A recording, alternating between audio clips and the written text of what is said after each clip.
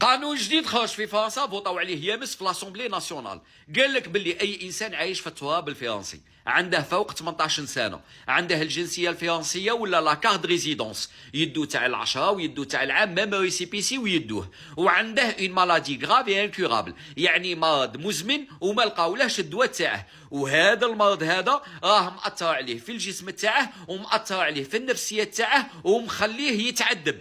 وإلا كنت تهضر يعني ما تكونش في الكوما ولا عندك الحق باش توجد واحد الدوسي تعطيه للطبيب نتاعك. هذا الطبيب هذا عنده 15 يوم يدرس لك القضيه تاعك هو والطباء صحابه، ويطبقوا عليك واحد القانون اللي هو لو دروا دو مورير يعني حق الموت. يعني غادي يخرجوا قانون يقول لك ما عندكش الحق باش تتعذب هنايا في فرنسا، ويعطوك يومين تخمم فيها راك باغي تتقيبس ولا لا. الا قلت لهم ها بالنيه راني باغي نتقيبس، تختار البلاصه اللي راك باغي تقيبس فيها، في السبيطار ولا في دارك ولا في الجنان ولا في الغابه ولا في البحر. يوجدوا لك واحد اللبره اللي فيها الدواء ويقول لك راك باغي ديرها وحدك ولا تجي الفامليه والطبيب يديروها لك. الا قلت لهم راني باغي نديرها وحدي، تجي لومبيلونس تي تي تي تي تي تي تي تديك البلاصه اللي راك باغي تقيبس فيها، تكون اونتوري بصحابك وتتقيبس الا راك باغي تقيبس. الا كاش واحد ما عرفش يوجد هذا الدوسي يتصل بيا وانا نوجد له هذا الدوسي، ما كاش مشكل،